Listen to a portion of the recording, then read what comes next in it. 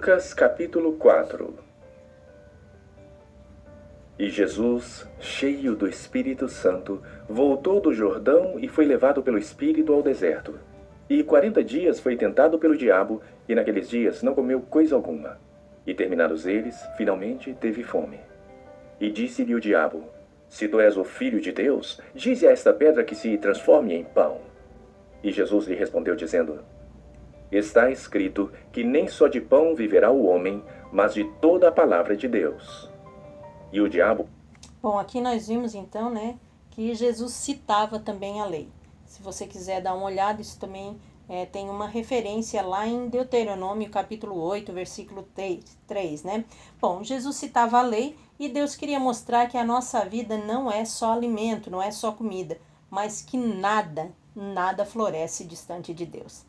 A palavra ela é tão importante quanto o pão para podermos viver. Jesus sabia que o pão viria mais tarde, mas a vontade do Senhor era que naquele momento a maior necessidade da sua vida era fazer a vontade do Senhor. E aí fica mais uma pergunta para a minha e a sua reflexão. O que nós temos feito em nossa vida? Nós temos realmente nos dados aos prazeres da carne, a fazer aquilo que nos convém, ou estamos realmente obedecendo a Deus, custe o que custar? Levando-o a um alto monte, mostrou-lhe num momento de tempo todos os reinos do mundo. E disse-lhe o diabo: Dar-te-ei a ti todo este poder e a sua glória, porque a mim me foi entregue e dou a quem quero. Portanto, se tu me adorares, tudo será teu. E Jesus respondendo disse-lhe: Vai-te para trás de mim, Satanás, porque está escrito: Adorarás o Senhor teu Deus, e só a ele servirás.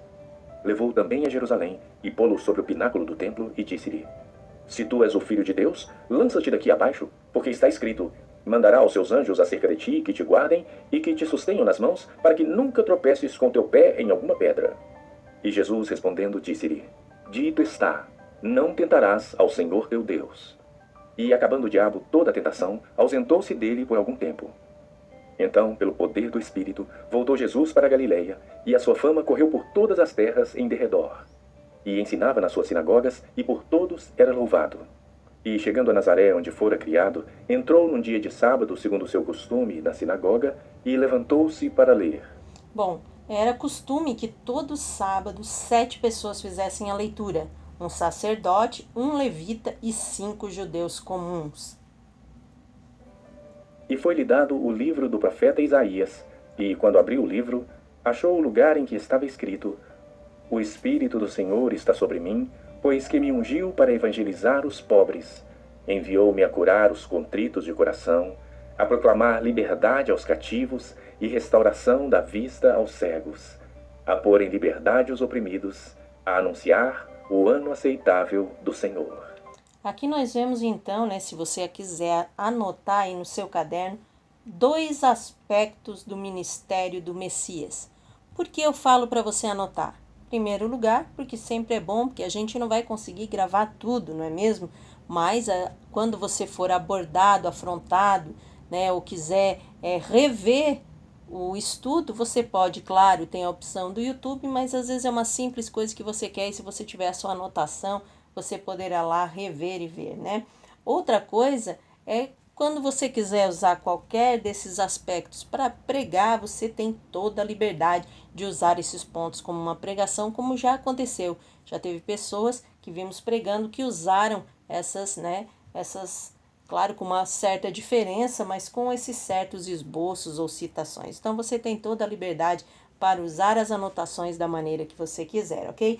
Então, 2 aspectos do ministério do Messias. Primeiro, ungido para pregar o evangelho, a liberdade aos cativos e o ano aceitável.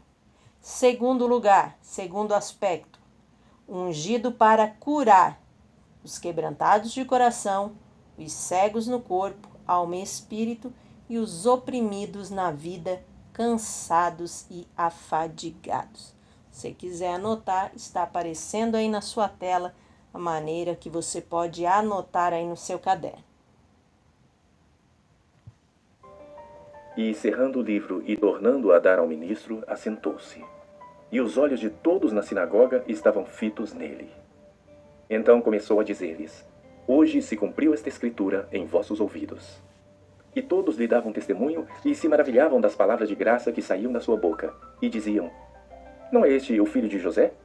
E ele lhes disse: Sem dúvida me direis este provérbio: Médico, cura-te a ti mesmo. Faze também aqui na tua pátria tudo o que ouvimos ter sido feito em Cafarnaum.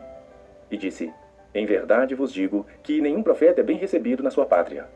Em verdade vos digo que muitas viúvas existiam em Israel nos dias de Elias, quando o céu se cerrou por 3 anos e 6 meses, de sorte que em toda a terra houve grande fome.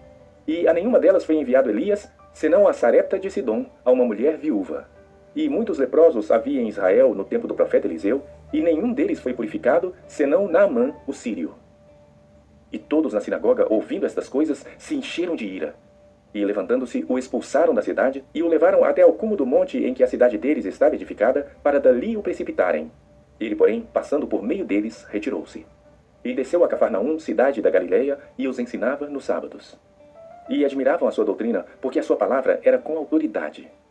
E estava na sinagoga um homem que tinha o espírito de um demônio imundo, e exclamou em alta voz, dizendo: Ah, que temos nós contigo, Jesus Nazareno? Vieste a destruir-nos? Bem sei quem és, o Santo de Deus. E Jesus o repreendeu, dizendo: Cala-te e sai dele.